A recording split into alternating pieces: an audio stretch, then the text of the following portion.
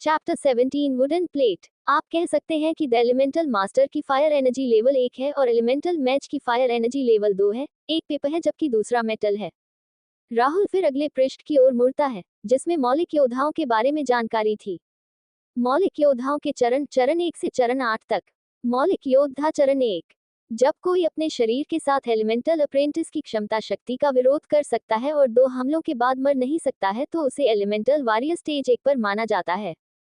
मौलिक योद्धा चरण 2। जब कोई अपने शरीर के साथ मौलिक शिक्षु की क्षमता शक्ति को पूरी तरह से अनदेखा कर सकता है और मौलिक शिक्षु को वापस मार सकता है तो उसे मौलिक योद्धा चरण 2 पर माना जाता है। मौलिक योद्धा चरण 3। जब कोई अपने शरीर के साथ एलिमेंटल जर्नीमैन की क्षमता शक्ति का विरोध कर सकता है और 2 हमलों के बाद मर नहीं सकता है तो उसे एलिमेंटल वॉरियर स्टेज 3 पर माना जाता है। मौलिक योद्धा चरण 4। जब कोई अपने शरीर के साथ एलिमेंटल जर्नीमैन की क्षमता शक्ति को पूरी तरह से अनदेखा कर सकता है और एलिमेंटल जर्नीमैन को एलिमेंटल वॉरियर स्टेज 4 पर माना जाता है।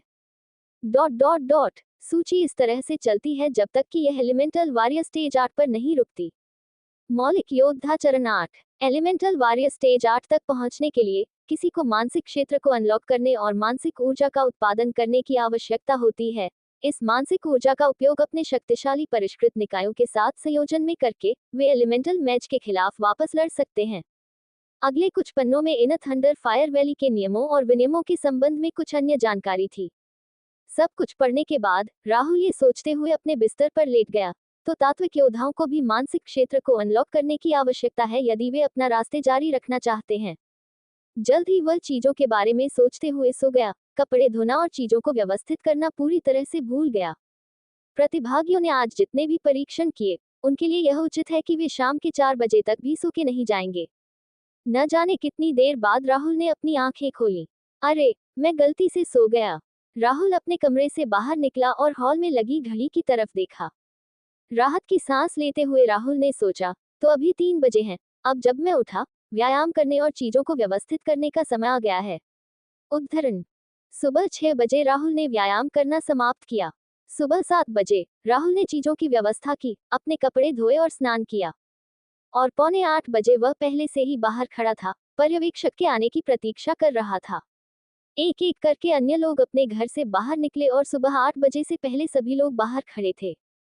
जल्द ही राहुल 2 लोगों को अपनी दिशा में आते देखा। दोनों अपने 40वें वर्ष में थे, लेकिन उनके चारों ओर यह शक्तिशाली आभा थी और वे मजबूत दिख रहे थे। पहुंचने के बाद उन्होंने राहुल और अन्य को ध्यान से देखा। फिर उनमें से एक ने कहा, तुम बच्चे यहाँ रहो, दूसरे मेरे पीछे आओ। राहुल और उसके 40वें वर्ष के एक अन्य व्यक्ति को छोड़कर हर कोई चला गया। वह राहुल पर मुस्कुराया और बोला, मेरा नाम केदारनाथ है, आप मुझे अंकल केदार कह सकते हैं। आप उनके साथ नहीं जाएंगे क्योंकि आपका कार्यस्थल उनसे अलग है। मेरे पीछे आओ, आपको जगह दिखाएंगे। वे दोनों फिर चलने लगे। राहुल उस आदमी का पीछे पीछे चलता रहा क्योंकि उसे यहाँ कोई रास्ता नहीं पता था। वे काफी लंबी दूरी तक चले, कई रास्ते बदलने, और यहाँ तक कि एक बिंदु पर पहाड़ से नीचे उतरे। अंत में एक उदास जगह पर पहुंचने से पहले, उदास क्योंकि आसमान में काले बादल थे। यहाँ पहुंचने के बाद वे एक गुफा के दरवाजे में प्रवेश कर गए, जो एक और पहाड़ की ओर जाता था। कुछ मिनटों के लिए अंधेरे में चलने के बाद राहुल को कुछ आवाजें सुनाई देने लगी। क्लंगक, क्लंगक, क्लंगक। चमकदार क्रिस्टल वाला एक क्षेत्र दिखाई दिया जिसने आसपास के वातावरण को रोशन कर दिया, जहां लोग काले रंग के क्रिस्टल का खनन कर रहे थे। यहां पहुंचकर केदारनाथ ने राहुल से कहा, इन काले क्रिस्टल का बहुत ही रहस्यमय उपयोग है। अगर लोग लंबे समय तक उनके पास रहेंगे तो उनकी मांसपेशियां और अंग धीरे धीरे मजबूत होंगे। उनका एक और उपयोग यह है कि इन क्रिस्टल का उपयोग बढ़ाने के लिए किया जा सकता है।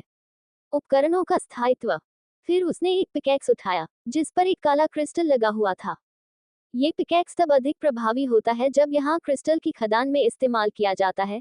ये कहते हुए उन्होंने पिकैक्स को राहुल को सौंप दिया और कहा, जाओ और खनन शुरू करो। तुम्हारे पास रोजाना 7 घंटे के लिए, सुबह 8 बजे से दोपहर 3 बजे तक। बाद में आप मौलिक योद्धाओं के प्रशिक्षण क्षेत्रों में प्रशिक्षण ले सकते हैं। राहुल ने सिर हिलाया और अपेक्षाकृत दूर के स्थान पर खनन करना शुरू किया जहां ब्लैक क्रिस्टल्स की संख्या अधिक थी। ये देखकर केदारनाथ ने सिर हिलाया और वापस चली गई। राहुल 7 घंटे काम करने के बाद अपने घर लौट आया और एक अच्छा स्नान करने के बाद वह सीधे पहाड़ के महल में मुख्य डेस्क पर लकड़ी की प्लेट के साथ चला गया जो उसे दीनानाथ द्वारा दी गई थी। मेज पर पहुंचकर, जहां 40 साल की एक महिला बैठी थी, उसे लकड़ी की प्लेट सौंप दी। लकड़ी की प्लेट को देखते हुए और फिर राहुल की ओर देखते हुए उसने एक कागज निकाला जिस पर पैटर्न लिखा हुआ था और एक सेकंड के बाद वह जलने लगा और राख में बदल गया। कुछ मिनट रुको, दीनानाथ जल्द ही यहाँ आ जाएगा, महिला ने राहुल से कहा। राहुल ने बस सिर हिलाया और दीनानाथ के इंतजार में एक तरफ खड़ा हो गया। 10 मिनट के बाद दीनानाथ को माउंटेन पैलेस के प्रवेश द्वार से ऐश की ओर चलते हुए देखा जा सकता था। दीनानाथ को ऐसा लग रहा था कि वह अभी चल ही रहा है, लेकिन उसका हर कदम 2 मीटर से अधिक दूरी को पार कर गया और वह कुछ ही सेकंड में राहुल के सामने आ गया।